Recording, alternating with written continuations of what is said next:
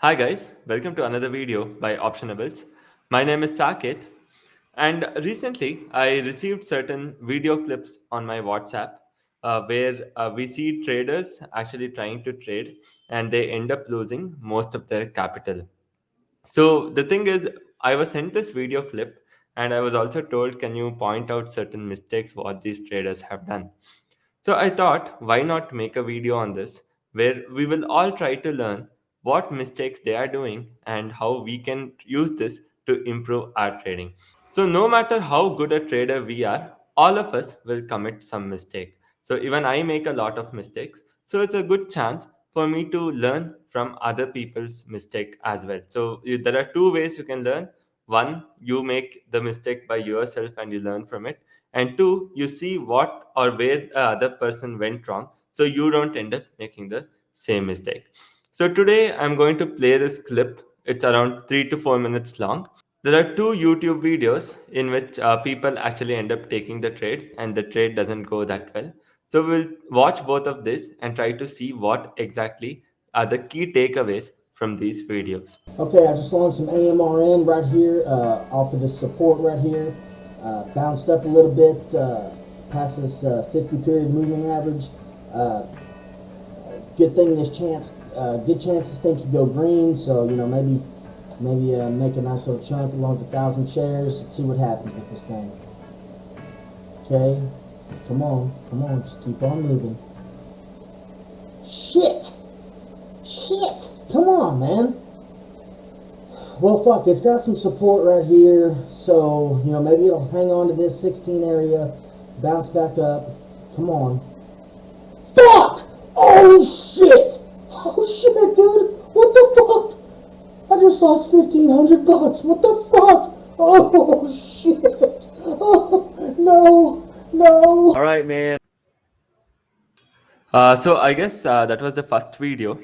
So here we got to see a couple of things. So looking at this, we'll also try to understand what is that we can take away from this video.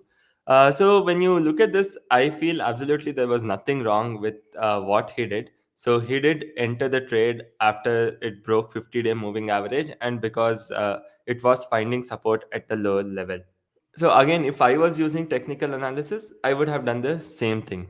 So here, where I feel that it went wrong for him is that even I was doing this mistake a lot of times. So the thing is, here he did find that there will be some support at $16 or 15.96. And once that was broken, he didn't have a plan where to exit. He didn't have a stop loss in the first place. So he didn't know where to exit and his position size was insane, I believe. So that's the reason he was reacting that way, because when you go or overshoot your position size, that's when you usually fall into trouble, because a small movement will actually start hurting you a lot. So I think that would be mostly the case, and that's the reason he was so emotionally involved in the trade. So I have also done this mistake a lot of times initially. I would have only planned for entry and I really wouldn't know when to exit or where to exit. So that is first mistake which all the traders do. So they just hop in when they see a good trade, but they won't know when to come out of the trade. So that is the biggest mistake which people do when they're trading initially. So when the market starts falling right over here, at this point, he doesn't know exactly what to do because he has lost some money, and the thing is there is no much time to react. So the thing is there's very less reaction time as well, and he has lost most of his money and he's very emotionally involved in the trade. So I guess maybe a simple stop loss, if we had kept a simple stop loss, or maybe if we had gone little lesser quantity, right? So he might have not been in that particular situation, is what I suppose. And I have done this many times as well. So if I get some small sum of money, I bet the entire sum of money, and without a proper entry or a exit plan, and I have lost a lot of it. Luckily, when I was doing this, I had very little money of around 3,000 to 5,000. I used to buy options, lose everything without a proper exit plan, and I have also faced some severe losses. As I had told you, I had blown up my accounts several times in my initial journey, and before which I could actually gradually start growing my account. So we will also see the next video where we'll see what this trader does. So this is the second clip, and this is the last clip as well. Right, man. How are we doing this week? Man, it's okay. It's better than last week. I lose some, but it's fine. But man, today is a really, really beautiful day. My strategy go perfectly. Let me explain a important rule about trading, day trading, a penny stock. Everything bam bam happens so fast. You got to focus on this. You got to focus on this.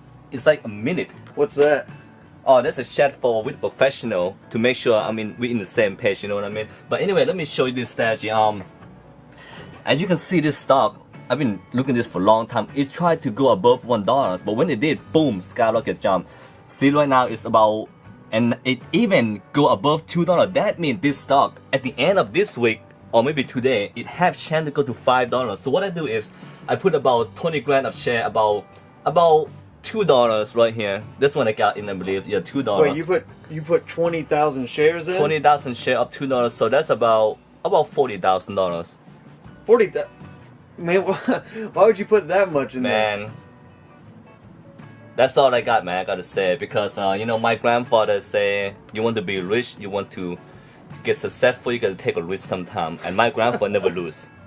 So what I do That's is a lot of money, man. So when it's about to hit $4 or $5, that's when I'm gonna make a big money. And hold on, what the heck?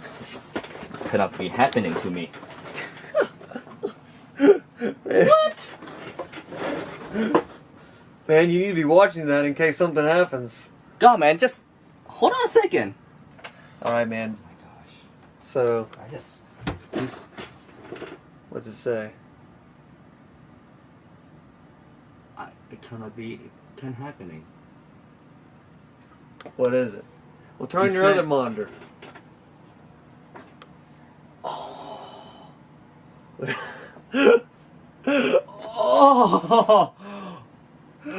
Man, you need to be.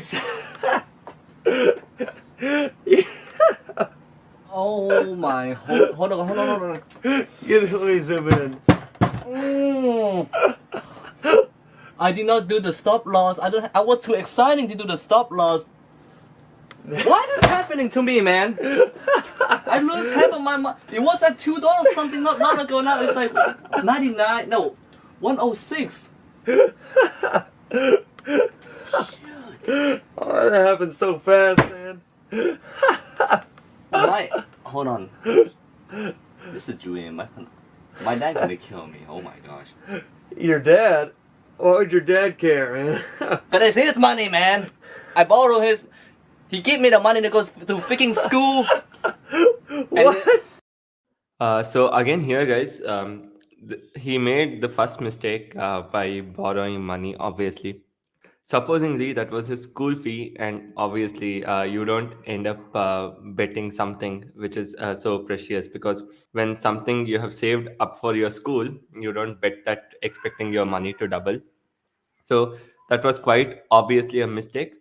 And the second mistake, what I can look at this is, he says that my grandpa was telling that you have to sometimes take risk in life.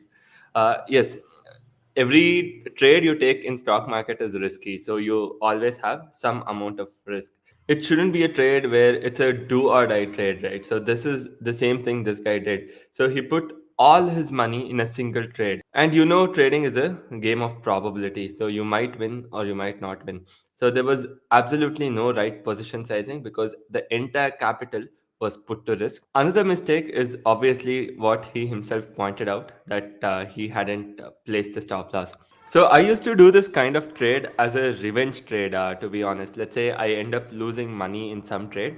To get back, I used to put some more money. Let's say I lost 3,000 in one trade. I used to put my entire 3,000, expecting to double my money and get back the 3,000. So this is more or less like a martingale, right? So every time you lose a particular sum of money, you try to put in extra money just to double it and get back the old sum. So luckily, in my case, the sum with which we were trading was very small. That's the reason every time we lost, we had an opportunity to put it back. But the thing is, we can't afford to repeat the same mistake now of putting all the money in one trade or not having a proper risk management, because it's pretty simple. Now if I lose what I have, I'm not nobody's going to give me the same amount back to invest again and try to double it, right? So again, we saw two things here, where he put the money which he required to risk, and the second thing, he didn't have right position sizing and risk management. And he himself mentioned that he was very excited and he didn't place a stop loss. And obviously the friend behind him is also pretty annoying. So it's pretty annoying when somebody is making fun of you and you're losing money, so it is going to have a lot of effect on your psychology as well. Moreover, not just that, he also got influenced by the group of traders who were sitting and discussing. So he thought, since all of us are on the same line, it is okay. So the thing is, when all the peers around you start to say, okay, this is a right decision, so that time you will get some extra confidence in the decision that you have taken. So we can clearly see that. So with his view, there were another maybe 10 or maybe 50 other people who were supporting his view, telling that okay, this is right, this is correct. So we can see that this obviously would have influenced him, because if you're not really confident, you don't end up betting everything what you have, right? So we can see that as well happening here. So there are a lot of lessons what we can take away and try to better ourselves as traders moving forward. So the first lesson obviously would be right position sizing and risk management with both the traders, is that both of them didn't have proper risk management and proper position sizing. So most likely we don't know how much the first trader had bet.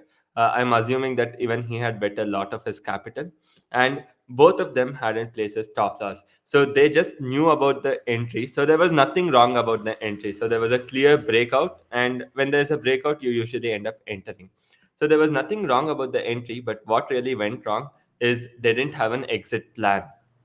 So if something started to go wrong, they didn't know where to cut off. So we usually cut things off when we lose around 1.5 to 2% of the capital, and we have been telling that in most of our videos as well. And the second thing is position sizing, obviously.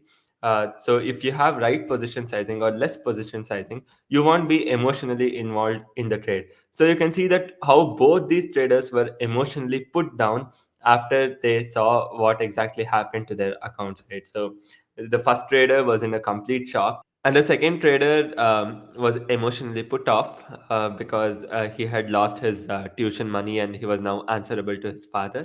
So we get to learn a lot of things from this video. And another thing is not to get influenced by peers. So let's say a group of people are doing a particular thing, they might be totally wrong. So you should be really careful with the position you enter. And fourth thing is, it is obviously good to take risk. So you will be only rewarded when you take risk, but you should end up taking calculated risk. So we have also done all this mistake in our initial trading days, and I'm pretty sure whatever I have mentioned till now, I have repeated all the mistakes, and not just once, at least 3 or 4 times before I learned that okay, I shouldn't do some things, and I still end up doing a couple of things. Right now, at least what I have improved is in the area of position sizing as well as risk management, where I just cut off my trade.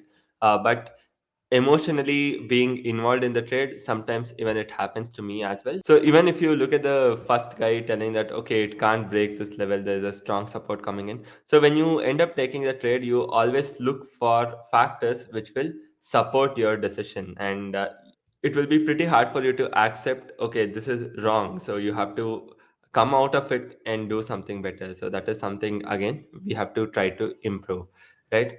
So this was a quick review of two videos and what are the lessons we get to learn from these live trade videos. So there are a lot of mistakes even which we would have done, and we should try to work on them and improve them and become better traders, right? So I hope you guys have liked this particular video, and if so, please do hit the like button, share this video, as well as subscribe to Optionables. Thank you so much for joining, guys.